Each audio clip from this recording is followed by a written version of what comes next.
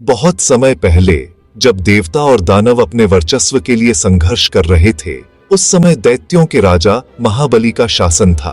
महाबली शक्तिशाली थे, बुद्धिमान थे और सबसे बढ़कर दानवीर थे। उनकी प्रसिद्धि इतनी फैल गई कि तीनों लोक, पृथ्वी, स्वर्ग और पाताल उनके अधीन आ गए। देवता स्वर्ग से निकाल दिए गए। तब उनकी माता अदिति ने भगवान विष्णु से प्रार्थना की, प्रभु धर्म की रक्षा कीजिए।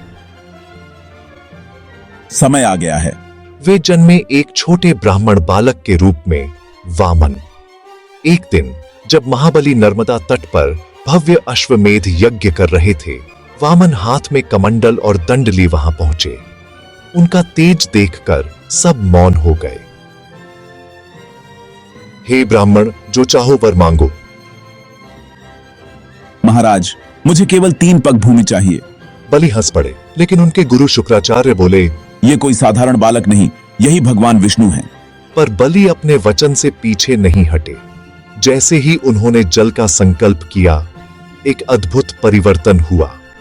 वामन का रूप बढ़ने लगा, बढ़ता गया, यहां तक कि वे पूरे ब्रह्मांड जितने विशाल हो गए।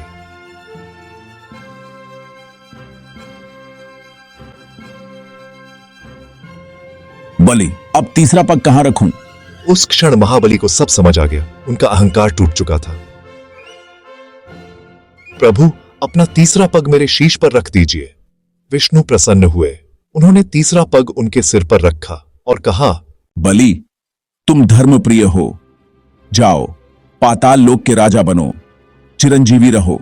वामन अवतार केवल कथा नहीं, यह ब्रह्मांड का रहस्य भी है।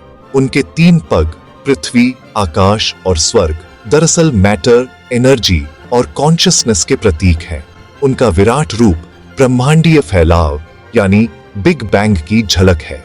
और यह सिद्धांत कि सूक्ष्म से विराट उत्पन्न होता है, आज की क्वांटम फिजिक्स का ही मूल है।